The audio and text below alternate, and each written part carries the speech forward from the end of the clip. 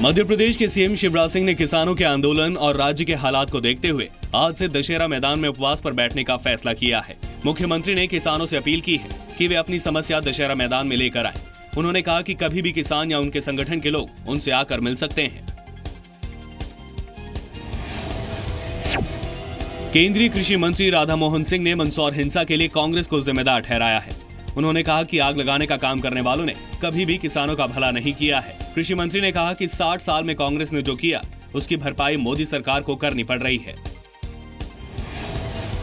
किसान आंदोलन और हिंसक घटनाओं के बाद सीएम शिवराज के उपवास को कांग्रेस ने प्रायश्चित करार दिया है।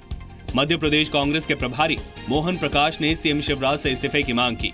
उन्होंने कहा कि सरकार पर हत्या का मुकदमा दर्ज होना चाहिए।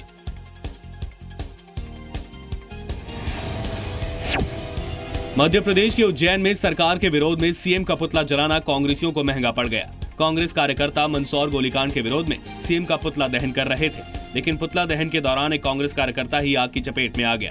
घायल कार्यकर्ता को इलाज के लिए जिला अस्पताल में भर्ती कराया गया है।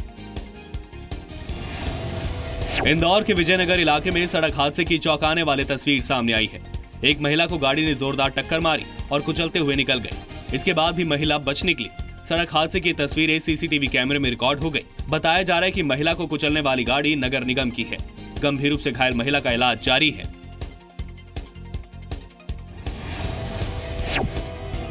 केंद्रीय गृह मंत्री राजनाथ सिंह ने राजस्थान के जयपुर, दूदू और मुहाना में जनसभाओं को संबोधित किया और मोदी सरकार की उपलब्धियां गिनाई। गृह मंत्री ने कहा कि पाकिस्तान की ओर से चलने वाली हर गोली का माकूल जवाब दिया जाएगा। उन्होंने पाकिस्तान को चेतावनी दी कि वो नापाक हरकतों से बाज आए, क्योंकि भारत ने सेना को फ्री हैंड दिया है। जनसभा के बाद राजनाथ सिंह ने दूदू में दलित परिवार के घर जमीन पर बैठकर खाना भी खाया। गुर्जर आरक्षण मुद्दे पर सरकार और गुर्जर नेताओं के बीच बातचीत सकारात्मक रही। 16 जून को अगली बैठक में इस बारे में अंतिम फैसला लिया जाएगा। गुर्जरों ने सरकार के सामने 50% में से 5% आरक्षण देने की दलील रखी, जबकि सरकार के पास 1% आरक्षण बचा है। गुर्जरों की मांग है कि ओबीसी वर्ग के 21% आरक्षण में से 4% की कटौती कर उन्हें दिया जाए। गुर्जरों ने भरतपुर में होने वाली महापंचायत को टाल दिया है।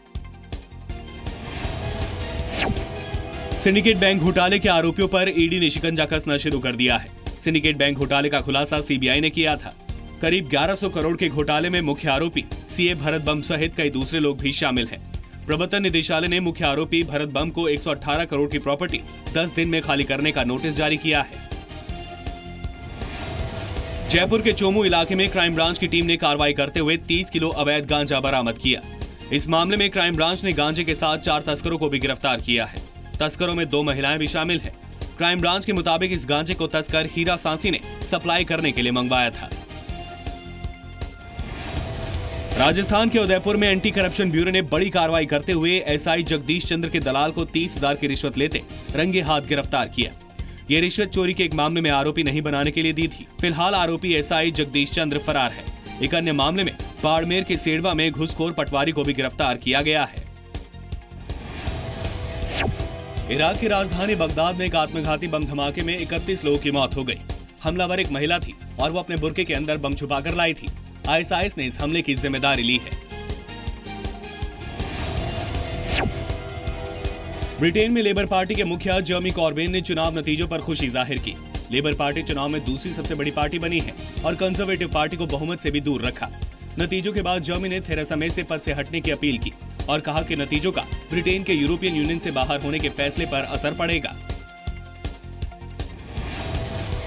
सरकार बनाने के लिए जरूरी बहुमत से दूर होने पर भी थेरेसा मे ने कहा कि फिलहाल उनके पास सबसे ज्यादा सीट और वोट हैं और वो ही सरकार बनाएंगी। इसके साथ उन्होंने अपने कैबिनेट में कुछ बदलाव करने की भी बात की। थेरेसा मे ने सरकार बनाने के लिए ब्रिटेन की महारानी से भी मुलाकात की। अमेरिकी राष्ट्रपति ट्रंप ने ब्रिटेन के चुनाव नतीजों को हैरान करने वाला बताया। ओवल ऑफिस में एक पत्रकार के सवाल पर ट्रंप ने जवाब दिया। हालांकि ट्रंप इस पर आगे कुछ भी बोलने से बचते दिखे। इजराइल में 19वीं गे प्राइड मार्च का आयोजन किया गया। इस मार्च में करीब 2 लाख लोगों ने हिस्सा लिया। कट्टरवादी संगठनों के विरोध के चलते मार्च के दौरान सुरक्षा के सख्त इंतजाम किए गए थे।